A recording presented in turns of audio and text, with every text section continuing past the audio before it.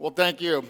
Before Kip leaves, I wanted to take an opportunity not just to acknowledge the work he's done, but to thank him personally. I think many of you can imagine being a board chair, let alone coming back a second time and getting a full second year with me as board chair has got to be a tremendous joy. Kip has done not only, you're going to come up here, Kip has not only done a great job being chair, but I think with he and his partner Pete Thompson and their partnership group, they have not invested in downtown. And when we really look at the progress of downtown, some signature projects that they've been involved in, he cares about this organization, he cares about downtown, and I ask you to just join me in thanking him for his year as chair of the Downtown Partnership.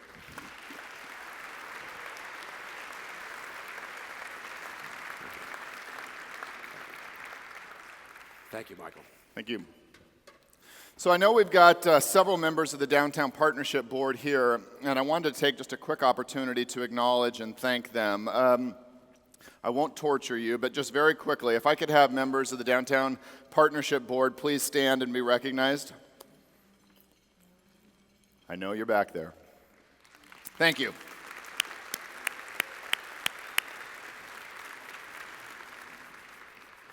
You know, as I said earlier, we talk about this event in really mythical ways at the partnership and the way that it's grown. I mean, to have 700 people coming to this event to help us share this vision, we believe in Sacramento. The staff believes in it. The board, I think, really has spent a tremendous amount of time talking about the excitement and when is our time really going to come. We think downtown Sacramento and the history really is at the epicenter of new investment opportunities. We think this really can be the next city in the cycle to achieve what we hope will be the next great American city.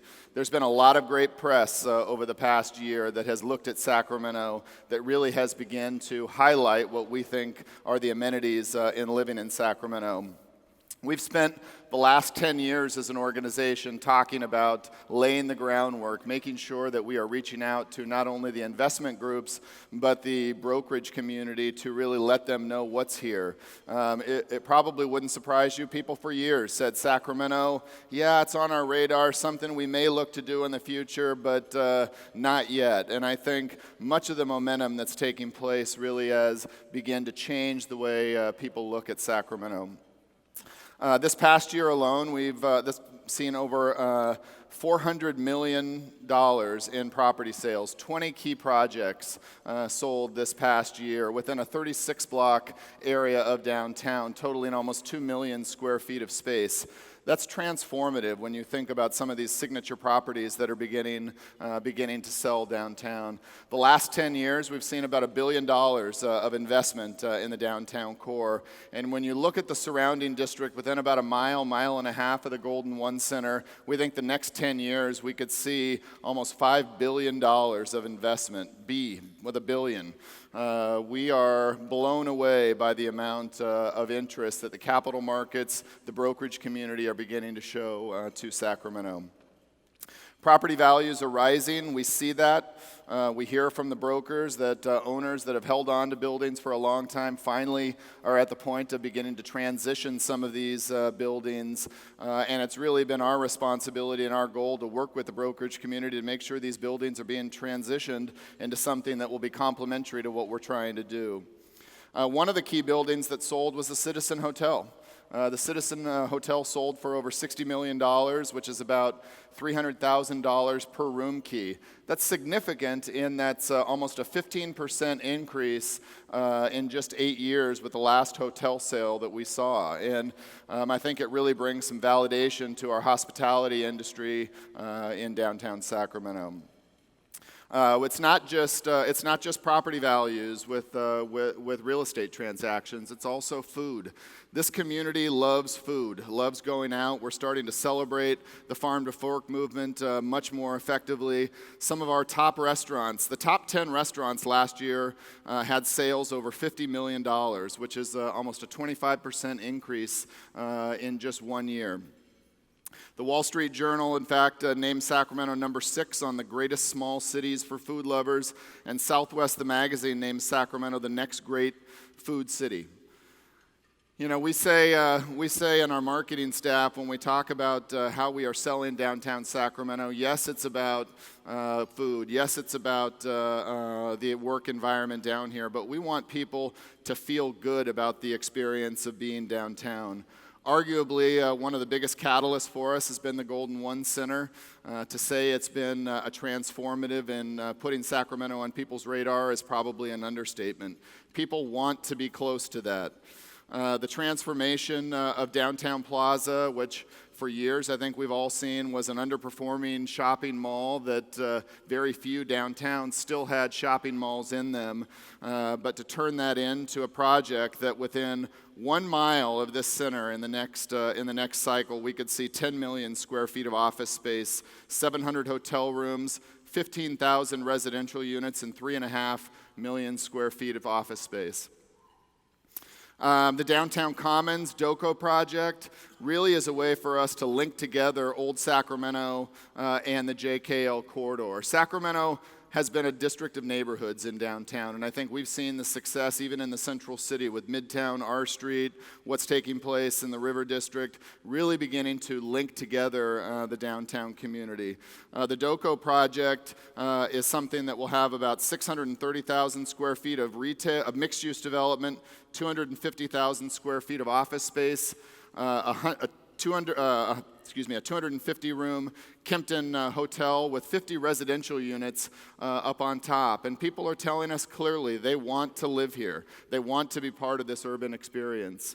The Rail Yards project, for years, it was that large swath of dirt north of downtown, is a 240-acre retail development mixed-use project that will transform the way people look at downtown Sacramento. If you really take the map of the 240 acres of the Rail Yards and lay it over the central business district, it's roughly the same size. And I think there are very few downtowns across the U.S. that have an opportunity to double their size in the development. We need to do that project right. The Kelly family has a tremendous vision for that project. It'll have 6 million square feet of commercial space, 6,000 residential units, and like I said, double the size of downtown. You know, we're seeing a tremendous growth of people wanting not only to live here. People want to live here. They want to work here, but they need to make sure that that experience is complete. We do a number of activities and events that bring people downtown, things like farmers markets, things like concerts, things like holiday ice rink. We think over the years have given people a reason until we really have been ready to host them with some of these new developments to come downtown. Last year, we realized we need to do a better job of selling downtown as a place to live.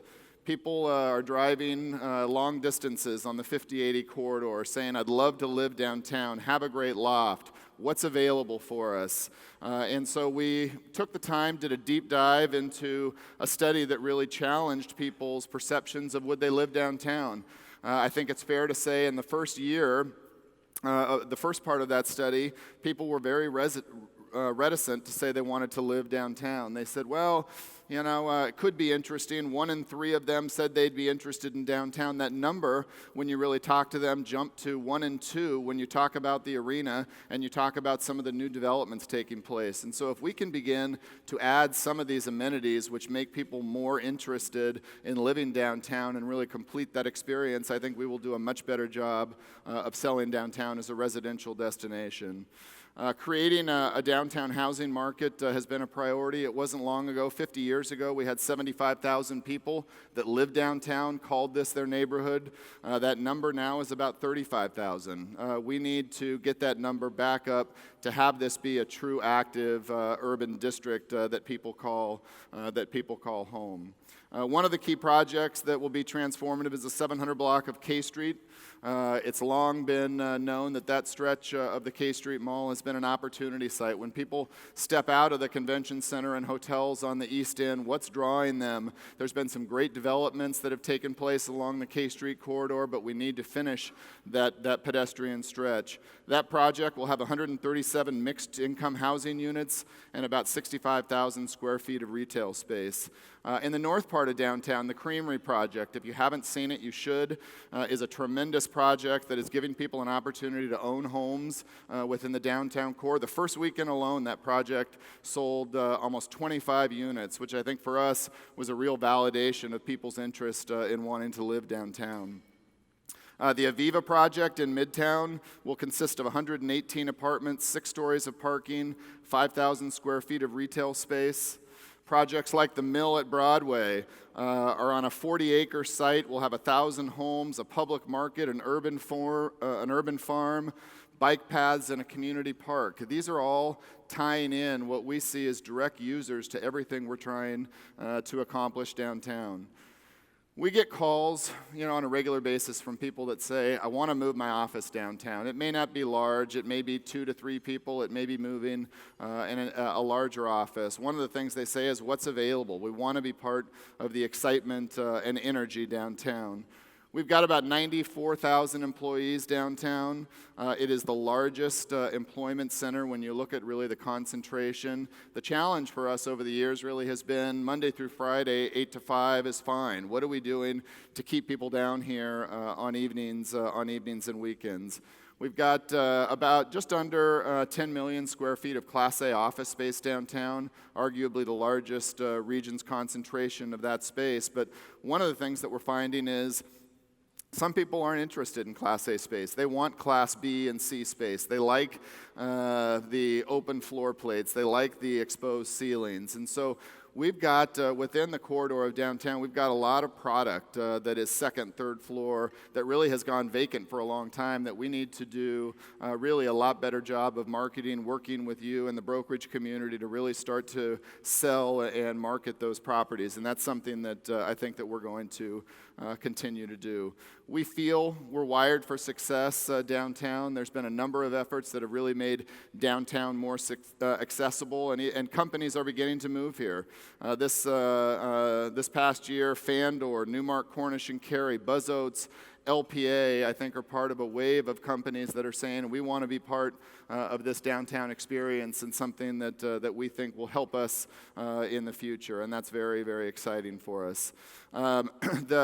The market and concept of living downtown and working downtown is different. There's a lot of amenities that make it for employees a much happier place, we think, to work. Forbes magazine called us the happiest city for young professionals, and I think Sacramento needs to realize that when we've got millennials that are leaving college, millennials that are choosing where to live.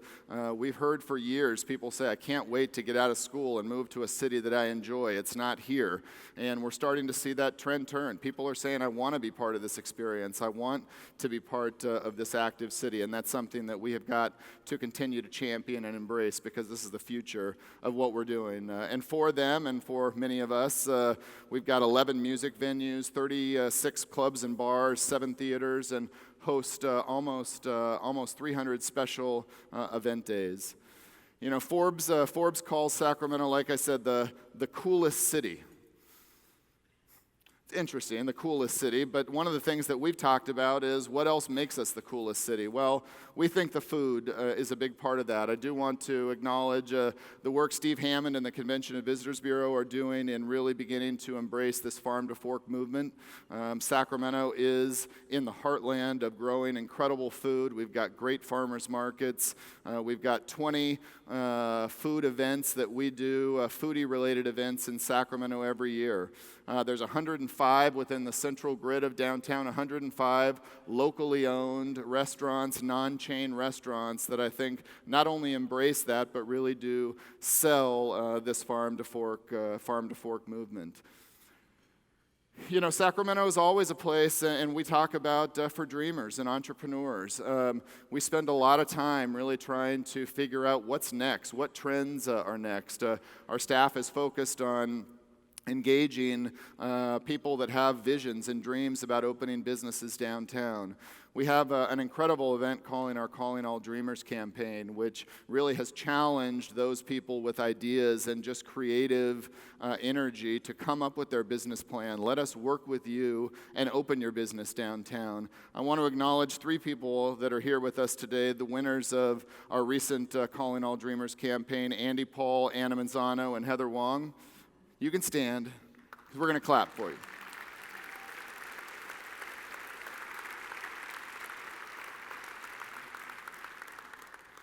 But I think when we really talk what is really making all of this work, it is without a doubt the energy that is associated with the new development at the Golden One Center.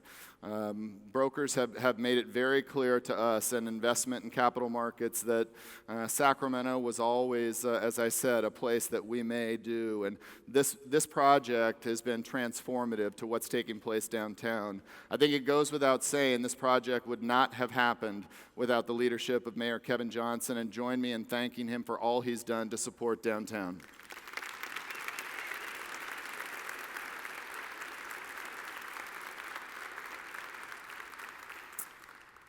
We think we are the next great American city, and we've got something visually that will help reinforce the points I just made, but I want to thank you for continuing to fight with us in this effort. We're making a huge difference downtown and are very excited about this progress.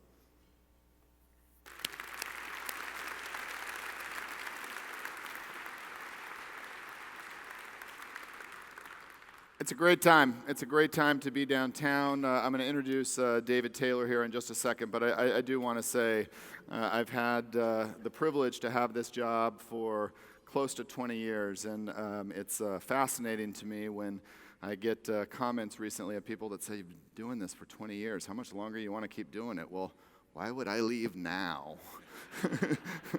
I feel like we have set the stage for downtown. My wife Christine and I have invested in this community. We love this city and really look forward to this next cycle. I'd now like to bring up my incoming chair, David Taylor. David Taylor, again, is getting to relive his glory days and being chair again of the Downtown Partnership. If you don't know David Taylor, I'm surprised, but David really was one of the early pioneers in establishing the Downtown Partnership and creating a vision for an organization that really would lead the economic development charge for the downtown core. So with that, David Taylor.